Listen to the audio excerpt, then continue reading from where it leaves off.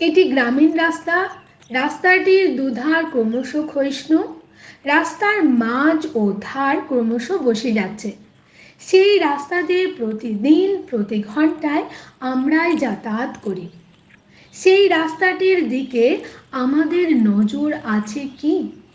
রাস্তা না হলে কিংবা রাস্তা খারাপ হলে আমরা প্রশাসনকে দোষারোপ করি। রাস্তা তৈরি হওয়ার পর আমরা স্থানীয়রা আর নজর রাখি কি? রাস্তা যতক্ষণ খারাপ বা যতক্ষণ নতুন রাস্তা না হচ্ছে ততক্ষণই আমাদের নজর পড়ে। কিন্তু রাস্তা তৈরি হওয়ার পর সেই রাস্তা ঠিক রাখতে আমরা দায়িত্বশীল নাগরিক হিসেবে দায়িত্ব পালন করি।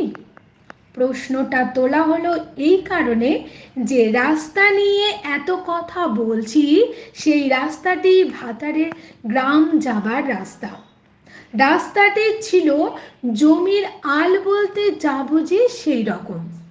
পরবর্তীকালে গ্রামেরই কয়েকজনের উদ্যোগে রাস্তাটি পার্শ্ববর্তী জমির মালিকদের কাছ থেকে জমি নিয়ে চওড়া হয়। রাস্তাটি প্রায় 8 বছর আগে মোরাম ছিল।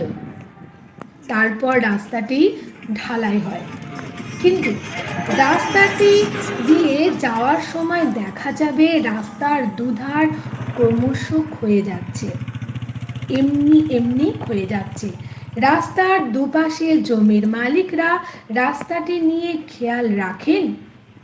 এই রাস্তার কিছুটা অংশ দিয়ে বর্ষাকালে জল বয়ে যায়। এই রাস্তার ধারে নতুন নতুন বাড়ি হচ্ছে। রাস্তার ওপর দিয়ে ভারী গাড়ি পারাপার হচ্ছে।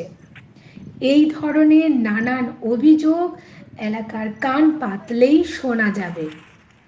রাস্তাটির জন্য জমিও দাম বাড়ছে। আমরা শুধুই মুনাফার খোঁজে লাভ লোকসানের হিসাব কষি, কিন্তু আমাদের দায়িত্ব নিয়ে ততটা সচেতন কি? যে রাস্তা আমাদের রাস্তা দেখাচ্ছে সেই রাস্তার দিকে নজর দেবে কে?